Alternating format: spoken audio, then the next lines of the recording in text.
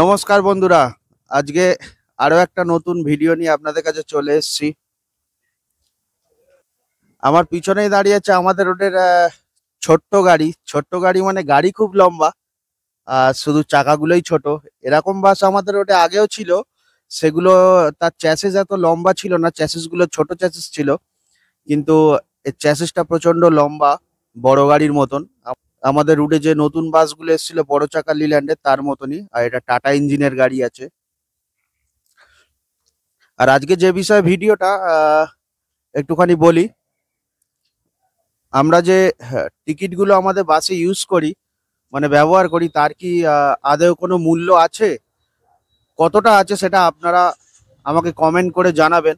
আর সেই টিকিটের ওপরেই আমরা পুরো পয়সাটা পাই, সেটা যা সারাদিনে সেল হয় সেইটাই আমরা হিসাব করে রাখি, আর তার উপরেই পুরো সমস্ত টাকা পয়সা আমরা পাই।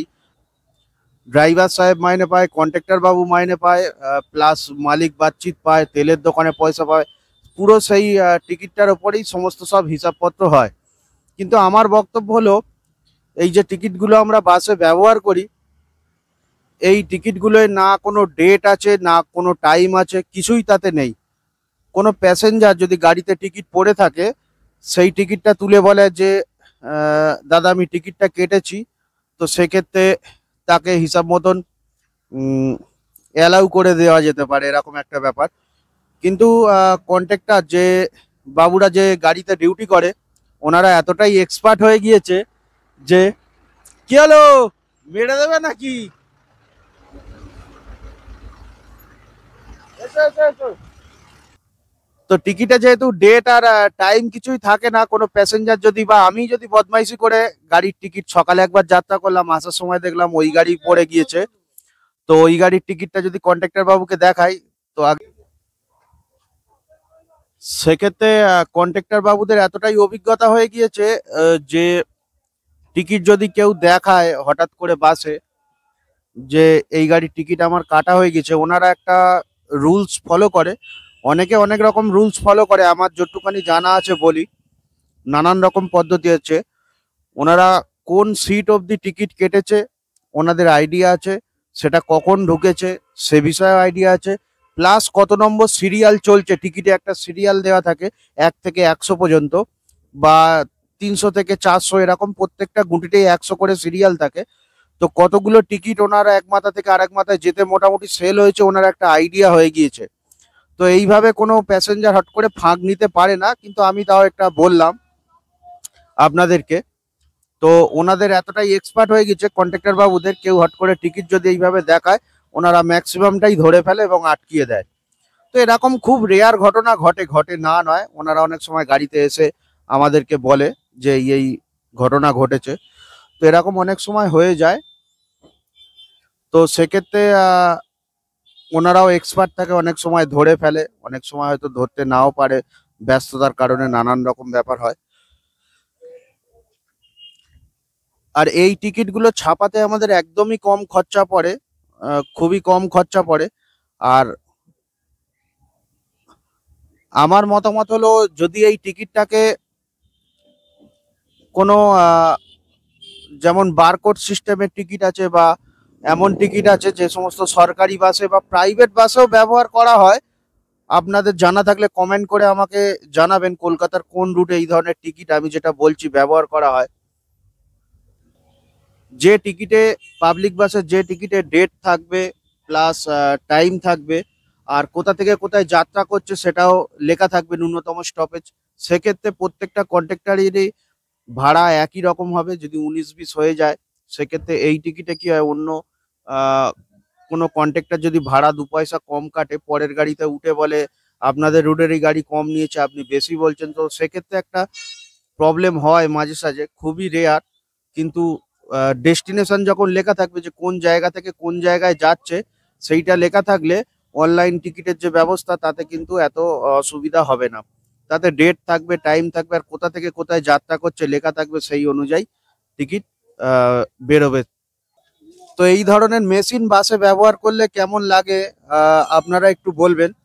তারপরে আমাদের যেই টিকিট, অনেক বহু বাস মালিক আছে, কাউকে কখনো দেখবেন না যে টিকিট চেকিং করতে। পৃথিবীর পৃথিবীর বিভিন্ন জায়গায় আপনি দেখবেন যে টিকিট একটা চেকিং এর ব্যবস্থা থাকে, বা সেখানে ঢুকলে একটা টিকিট ঢোকার রাস্তা ডিজাইনটা এমন ভাবে করা, টিকিট আপনাকে কেটেই ঢুকতে হবে। সে সিনেমা হল হোক বা এয়ারপোর্ট হোক বা ট্রেন স্টেশন হোক, কিন্তু আমাদের এই রুটে টিকিট চেকিং করার কোনো ব্যবস্থা আর কি নেই। যেহেতু এই টিকিটটায় যেহেতু কোনো ডেট টাইম মেনশন করা থাকে না, সেই জন্য আমরা করিও না। যদি অনলাইন টিকিট হয়, কোন জায়গা থেকে কোন জায়গায় যাচ্ছে ডেট আর টাইম, তো সেক্ষেত্রে একটা চেকিং করার ব্যবস্থা নিশ্চয়ই করা যেতে পারে। আপনাদের কি মতামত অবশ্যই আপনারা আমাকে জানাবেন। আর বিভিন্ন এখন ছোটখাটো দোকানে দেখবেন অনলাইনের ব্যবস্থা হয়ে গেছে। তো বাসে কিন্তু অনলাইনের কোনো ব্যবস্থা আপাতত আমাদের এই রুটগুলোতে নেই। যদি অনলাইনের ব্যবস্থা আনা যায় তাহলে কেমন কি লাগবে আপনারা একটু কমেন্ট করে জানাবেন। আর ওই অনলাইন টিকিটের ব্যবস্থা যদি হয়ে যায়, মানে ডেট টাইম তাতে যদি মেনশন করা থাকে, তাতে সেই মেশিনে তো বারকোড নিশ্চয়ই থাকবে। তো বারকোডের মাধ্যমে আপনি অনলাইনেও টিকিটটা ব্যবস্থা করে দিতে পারবেন। অনলাইনে ফোনপে বা গুগল পে দিয়ে পেমেন্ট করতে পারবেন। সেক্ষেত্রে একটা প্যাসেঞ্জারদের অনেক সুবিধাও হবে। খুচরো পয়সার একটা ঝামেলা বন্ধ এখন তো হয়েই গিয়েছে। আগে তো আমরা খুচরো পয়সা কিনে গাড়ি চালাতাম, এখন খুচরো পয়সার সমস্যা নেই। তো সেক্ষেত্রে অনেক সুবিধা হবে। তো বন্ধুরা, আমার ব্যক্তিগত মতামত হলো যে সরকারি গাড়িতে যেমন মেশিন ইউজ করা হয় প্যাসেঞ্জারদের টিকিট কাটার জন্য, সেই ধরনের যদি ব্যবস্থা আমাদের পাবলিক বাসেও করা হয় তো কেমন হবে আপনারা নিশ্চয়ই আমাকে কমেন্ট করে জানাবেন। আর আমার ব্যক্তিগত মতামত হচ্ছে, হ্যাঁ, ব্যক্তিগত মতামত হচ্ছে এই ধরনের বন্ধু বাসের তেল ভরে দিচ্ছে ছোট খুদে মালিক, ওই জন্য বলছে ওনার কাছে যাওয়ার জন্য। চলুন একবার যাওয়া যাক। তো সরকারি বাসের যদি মেশিন আমাদের বাসে ইউজ করা হয় সেক্ষেত্রে কেমন লাগবে আপনারা কমেন্ট করে জানাবেন। তাতে অনলাইনে তো ব্যবস্থা নিশ্চয়ই থাকবে। আর কতটা সুবিধা হবে তাহলে প্যাসেঞ্জারদেরও, এতে আমাদের খরচা 2 পয়সা বাড়বে পাবলিক বাসের, কিন্তু একটা রোডে ভাড়াপত্র বা টিকিট চেকিং করার একটা ব্যবস্থা এতে নিশ্চয়ই করা যাবে। টিকিট চেকিং করার ব্যবস্থা থাকলে কি হবে, প্যাসেঞ্জারও বাসে উঠে একটা ভাড়া কাটার যে আগ্রহ তাদের ভেতর জাগবে, প্লাস ওনারা টিকিটটা সংগ্রহ করে পকেটে রাখবে। এই টিকিটগুলো কি হয়, কেউ কাটে, অনেকে প্যাসেঞ্জার জানেই না যে টিকিটটা কি কাজে লাগে। ওনারা বাসে ওঠার পরই টিকিটটা কাটলো, কন্ট্রাক্টর বাবু যখন টিকিটটা ওনাদের হাতে দেয়, টিকিটটা ওনারা ফেলে দেয় আমাদের চোখের সামনেই। প্লাস অনেকে বলে রেখে দে, আমার দিতে হবে না, বা বলে রেখে দেন দিতে হবে না, বা জানলার কাঁচ দিয়ে গলিয়ে বাইরে ফেলে দেয়। তো অনলাইন টিকিটের ব্যবস্থা আর বাসে চেকিং এর ব্যবস্থা হলে অনেক সুবিধা হবে। আমার ব্যক্তিগত মতামত আপনারা নিশ্চয়ই কমেন্ট করে আমাকে জানাবেন। আর আমাদের রুটের লিল্যান্ডের গাড়ি 3274, এই ছোট বাবু আর কি। আর ড্রাইভার সাহেব কন্ট্রাক্টর বাবু রয়েছে। গাড়ি আজকে রিজার্ভে গিয়েছিল আর এখন তেল ভরে দিচ্ছে। আর তেল ভরার পরে গাড়ি রাত্রিবেলায় টিপে চলে যাবে। বহু টাকার তেল চলে গেছে, চলুন একবার আপনাদেরকে দেখাই। আর এই ট্যাঙ্কি গুলোও খুব বড়, ভুল করতে হলে না একদম পকেট খলখলে হয়ে যায়।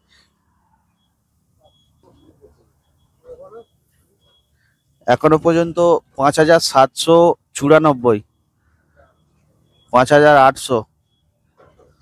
বাবু ঠিক আছে? আরো বেশি খেত নাকি, না আরো বেশি খাওয়াবে? হ্যাঁ। তো বাস যেহেতু রিজার্ভে গিয়েছিল আর সকালবেলায় চলেছিল, তার জন্য এত টাকা গেল। কালকেও তেল ভরনি?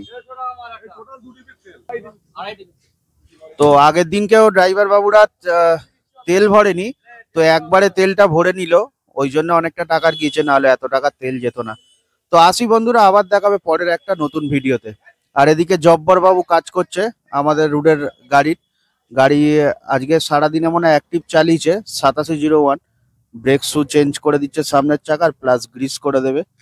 দেওয়ার পরে ওনারা বাড়ি যাবে। অনেক রাত্রি হয়ে যাবে, সময় লাগবে, প্রায় 3-4 ঘন্টার ওপরে সময় লাগবে।